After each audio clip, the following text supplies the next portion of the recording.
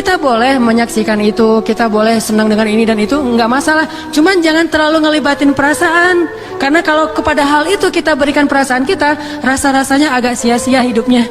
Cukup kita senang-senang aja, asik-asik, seru-seruan, nggak masalah. Saya juga suka nonton bola, saya juga senang dengan beberapa hiburan, tetapi tidak sampai masuk ke perasaan, sampai nangis seharian gara-gara masalah sepele kayak gitu.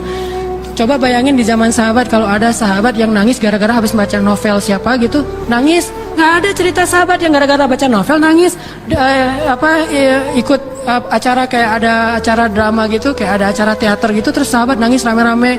Nggak ada sahabat yang nangis gara-gara urusan kayak gini. Kenapa? Karena jiwa mereka itu kuat. Kalau mereka nangis, pasti mereka sedang membaca surat Al-Haqqah, baru nangis. Kita malah mentertawakan orang yang nangis dalam sholat. Kebalik, nangis dalam sholat itu memang pantasnya kita baper. Kita membaca surat Al-Qiyamah, La uqsimu biyaumil qiyamah. Gimana nggak baper coba? Di hari yang ketika kita tinggal sendiri, nggak ada siapa-siapa, terus kita juga akan ditarik oleh malaikat untuk disidang oleh Allah dalam keadaan panas, dalam keadaan haus, dalam keadaan tidak memakai sendal jepit, dalam keadaan terlunta-lunta. Masa kita nggak baper? Tapi urusan sepele di dunia kita baper. Oh, itulah emang kayak gini zaman sekarang, biasa yang kayak gitu mah gaul. Giliran yang baper gara-gara la uqsimu biyaumil qiyamah dianggap orang yang lemah, cengeng. Bukankah orang yang lebih kuat dari kita, yang berani di medan jihad, di tubuhnya ada sekian puluh bekas sayatan pedang, dia nangis ketika membaca surah Al-Qiyamah? Khalid, Umar, dan sahabat-sahabat yang lain, siapa yang sebetulnya tangguh dan siapa yang sebetulnya cemen? Baper bukan urusan cemen dan tidak. Kalau di tempatnya memang kadang-kadang kita harus baper, dan disitulah baper yang berpahala. Sehingga ketika ada seorang anak kecil di Mesir baca surat Al-Mulk, ketika sampai di ayat tentang neraka dia menangis.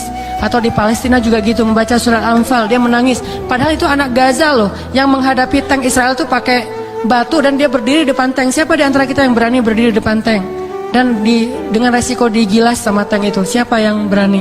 Berarti siapa yang lebih kuat? Kok dia bisa nangis? Karena kekuatan dia dan perasaan dia itu dipakai untuk sesuatu yang bermanfaat, yang diridhoi oleh Allah SWT. Tapi boleh kita seru-seruan, agak-agak sedikit tersentuh perasaannya, tapi jangan sampai menitikkan air mata. Pas sudah mau menitikkan air mata langsung digitu-gituin. Gak boleh, kamu gak boleh jatuh kecuali karena Allah.